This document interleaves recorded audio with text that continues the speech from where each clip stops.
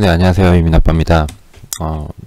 5월 25일 현재 시간 6시 40분 정도를 지나고 있습니다. 미국 증시와 그 다음에 국내 증시 전망, 금일 국내 증시 전망 부분에 대해서 간단하게 요약 설명드리도록 할게요. 일단 미국 증시 같은 경우는 강하게 반등을 했습니다. 반등을 하는데 기술주 중심으로 빅테크와 그 다음에 반도체 등의 기술주를 중심으로 반등을 강하게 해줬고요.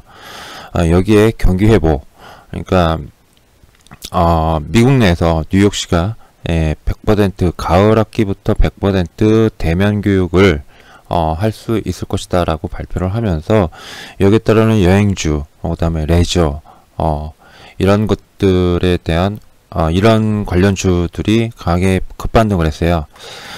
특히 얼마 전에 미국 내에서 설문조사를 했다라고 하더라고요. 그 설문조사를 보면은, 설문조사 내용을 보면은 코로나가 완전히 진정이 되면 너네들 뭐 할 거니? 라고 질문을 했다고 합니다. 그랬더니 대다수의 질문자들의 답변이 이랬대요. 가족들과의 시간을 좀 보내는데 쓰고 싶다 라고 했다라고 하고요. 그리고 두 번째는 여행 등 어떤 여행이나 레저와 관련된 시간을 보내고 싶다 라고 조사가 됐다라고 합니다. 즉 가족과의 여행 혹은 자신만의 어떠한 취미생활이나 아니면은 레저 여행 등에 대한 니즈가 굉장히 강하다라는 뜻이겠죠. 자, 이거와 관련된 그러한 주식시장의 흐름이 고스란히 나오지 않았나 이렇게 좀 생각이 됩니다. 자, 미국장 같은 경우 크게 두 가지 요인으로 인해 가지고 상승을 한 것 같아요. 첫 번째는 아무래도 빅테크 종목들이나 기술주가 오른 것은 가상화폐 시장이 반등을 강하게 해줬다라는 거. 여기에 따라서 기술주들이 테슬라도 한 4~5% 정도 올랐더라고요. 그러니까 기술주들이 강하게 반등을 했다라는 게 그게 특징이고요. 그리고 여기에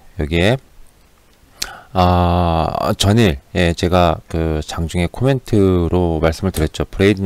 브레이너드의 연준 이사 부의장입니다. 굉장히 대표적인 비둘기파 의원이죠. 이분께서 물가 압력은 시간이 지날수록 진정될 것이다 라고 발언을 하면서 채권금리가 1.61% 이하로 하락을 했습니다. 이런 요인도 기술주들의 상승을 갖다가 촉발시켰다 라고 볼 수 있고요.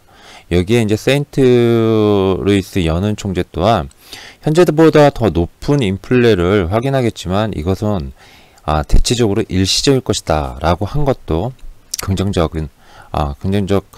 시장에 긍정적인 그러한 영향을 미쳤다라고 볼 수 있습니다. 실제로 어제 제가 어제가 아니라 오늘 새벽이죠. 우리나라 시간으로 강한 상승을 하면서 장중에 그대로 유지가 됐어요. 물론 막판에 이제 매물 추세가 좀 나오긴 했습니다만은 강한 그러한 상승세를 갖다 유지를 했다라는 측면에서 일단 미국 증시는 좀 긍정적으로 볼 필요가 있지 않나라고 좀 생각이 됩니다. 다만 이게 이제 연속적이냐라고 했을 때 아직까지는 모른다는 거죠. 왜냐면은 코인 시장 같은 경우 브레이너드 이사가 코인 시장에 대해서 또 부정적인 발언을 했죠. 부정적인 발언을 했기 때문에 이게 지속적으로 된다라고 또 말하기는 힘들 겁니다. 그럼에도 불구하고 어느 정도는 밑바닥을 다져줬다. 밑바닥을 지금 다지면서 반등 모색을 하고 있다라는 점이 다소 좀 여유를 줄 수 있는 그런 자리지 않나 이렇게 좀 해야 됩니다. 제가 며칠 전에 이런 표현을 했어요. 뭐라고 표현했냐면은 미국 증시가 뉴욕 증시가 가면은 국내 시장이 결국에는 국내 시장을 끌고 가는 그런 그러한 흐름이 전개될 수 있기 때문에 우리나라 시장이 다소 외국인들이나 아니면 아시아권을 중심으로 한 그러한 코로나가 재확산이 되고 있어도 여기에 따라서 좀 지지부진해도 미국 시장이 간다라는 것 자체에 대해서 미국은 가고 우리는 못 간다. 짜증난다. 이렇게 생각할 필요는 없을 것 같다라고 표현한 적이 있습니다. 아마 이게 맞지 않을까라는 그런 개인적인 생각을 하게 돼요. 자, 다우는 0.54%, 그리고 나스닥은 1.41% 상승을 했고요. 러셀이 아무래도 요즘 이제 러셀이 국내 증시에 많이 영향을 주는데 러셀이 0.68% 상승을 했고 S&P 500 지수는 플러스 0.99% 상승을 했습니다. 나스닥 생명과학이 다소 좀 떨어졌어요. 즉 성장주 중에서 바이오테크 쪽이 다소 좀 지지부진했고, 반면에 이제 필라델피아죠. 필라델피아 반도체 지수가 플러스 2%대 강한 그런 반등에 성공을 했습니다. 탐욕지수가 CNN 탐욕지수가 35포인트에 돼요. 전일 34포인트를 기록했는데 이거는 상당히 좀 긍정적으로 볼 수 있는 거죠.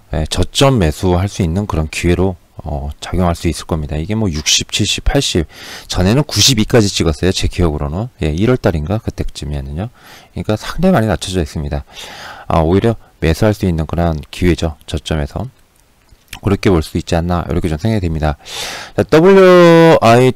WTI 국제유가죠.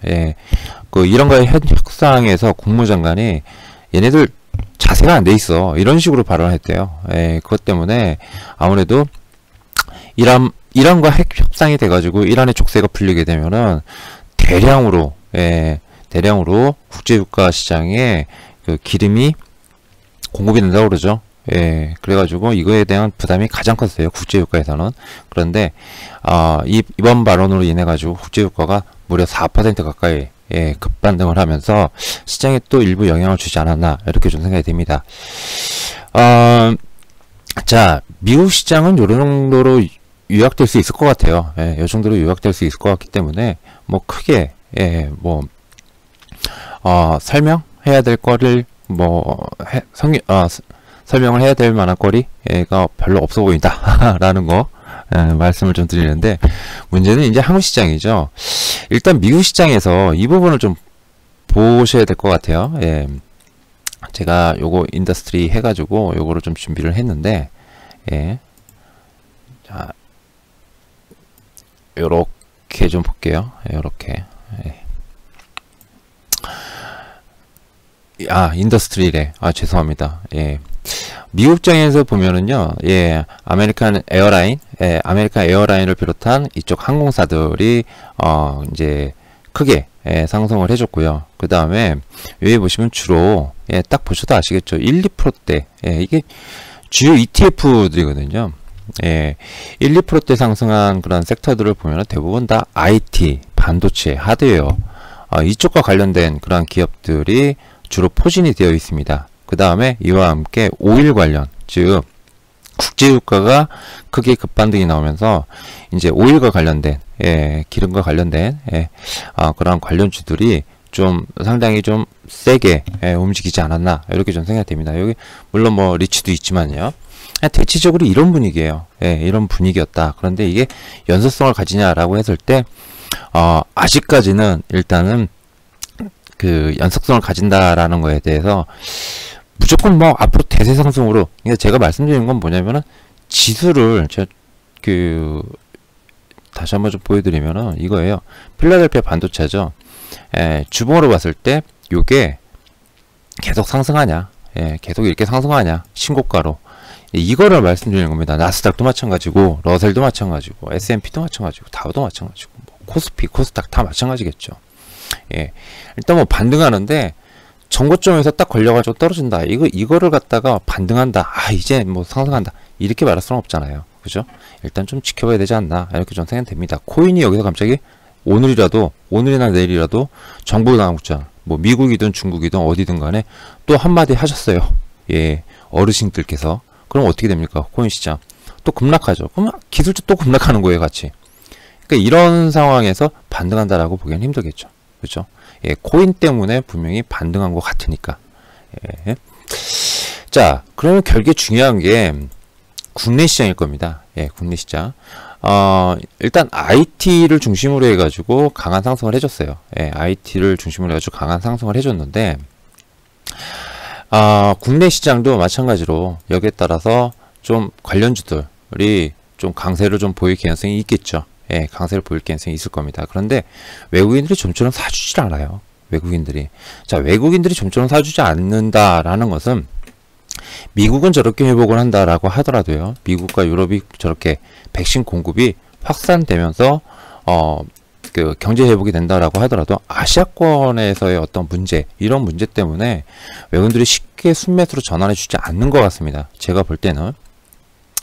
자, 이건 그 뭐 이제 대만이라든지 인도 이런 부분들에서의 그 싱가폴 이런 데서의 어떤 코로나 확산 이런 부분이겠죠.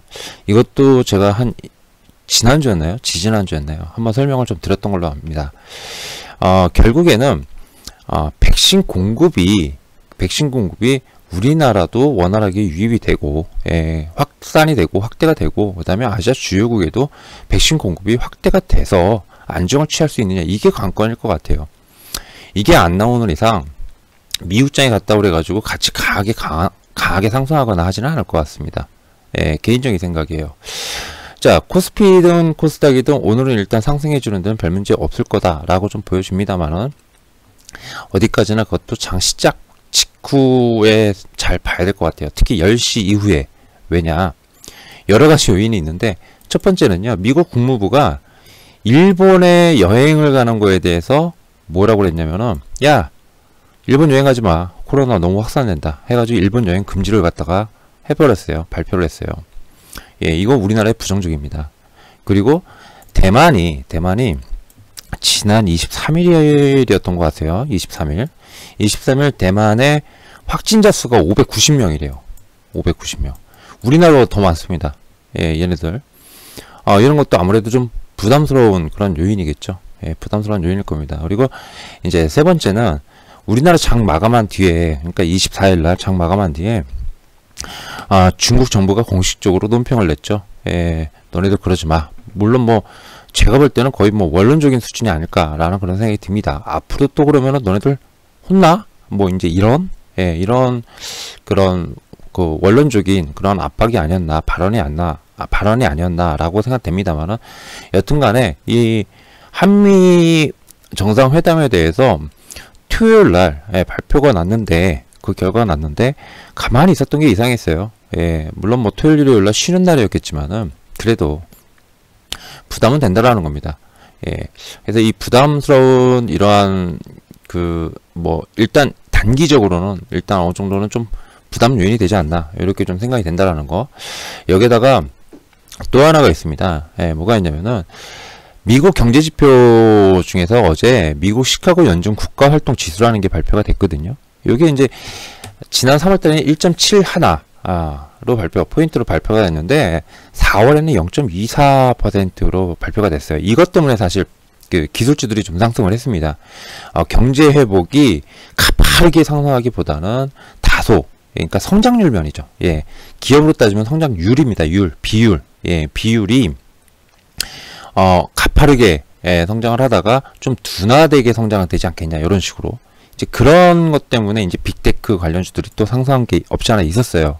예, 아무래도 예, 앞으로 돈 많이 그럴 거다라는 그런 것들이 시장에 영향을 줬다라는 거겠죠. 그런데 한편으로는 캐나다를 비롯한 이러한 몇몇 국가들에서는 여전히 경기 회복세가 빠르게 나타나고 있기 때문에, 지금 경제 상황이 과열은 아니지만 상당히 긍정적으로 보인다라고 이제 또 정부 당국자나 중앙은행들이 발표를 합니다. 이거는 달리 말하면 또 테이퍼링에 대한 이슈를 갖다가 줄 수 있는 그런 요인이 되겠죠. 예, 그런 부분이기 때문에 그 무조건적으로 뭐 좋다 이렇게만 보는 것도 좀 힘들지 않나, 이렇게 좀 생각이 됩니다.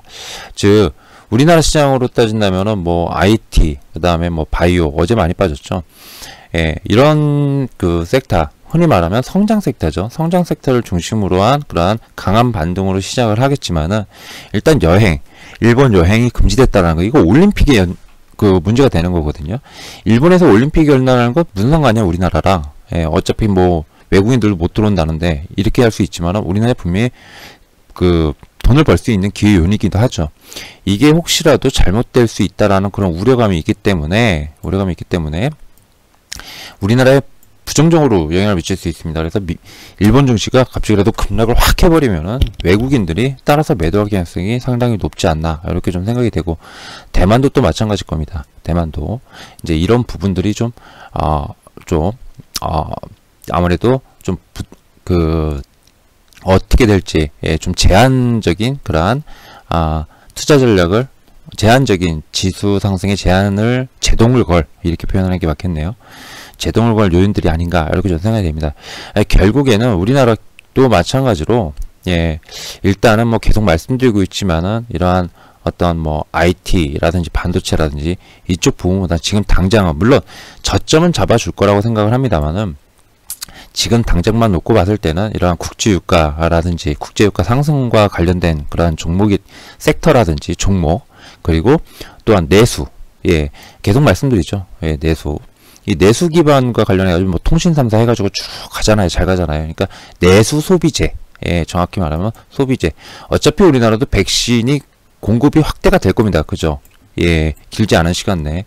그러면은 이 내수 소비재라든지 아니면 내수주라든지 이쪽과 관련된 섹터나 아니면은 정책과 관련된 섹터, 요런 섹터들은 그렇게 큰 무리 없이 지수를 견인해 주면서 상승세를 이어가지 않을까라고 생각됩니다. 일단은요. 그러면서 이제 신재생이라든지 반도체라든지 이런 것들이 저점을 잡아주면서 좀 글로벌 공급망이 정상화됐다라는 이런 것들까지 이제 나오게 되면은 본격적으로 이제 반등해 주면서 지수도 안정감 있게 상승해 주지 않을까라는 생각을 하고 있습니다. 방송 시간이 좀 길어졌어요. 방송 시간이 좀 길어졌는데 16분 정도 됐는데, 그래도 뭐 너무 시장에 대해서 너무 불편하게 볼 필요는 없다. 길게 본다면, 하반기까지 본다면은 나쁘지 않을 거라고 보는 거는 여전히 같습니다. 뭐 지금 당장이 내 거 안 가, 뭐 이렇게 할 수도, 그렇게 생각할 수 있지만은, 그래도 또 전체적으로 보면은 지수만 이렇게 보셔도요, 지금 잘 버티고 있는 거죠. 물론 뭐 종목이나 산업별로 보면 환장하겠지만은 잘 버티고 있습니다. 6월 FOMC가 어떻게 보면은 좀 기준선이 될 것 같은데, 그 이후부터 코로나 백신 공급 확대되면서 우리나라 장도 괜찮아지지 않을까라는 그런 생각을 갖고, 지금 장을 잘 이겨냈으면 합니다. 이상 유민아빠였습니다. 감사합니다.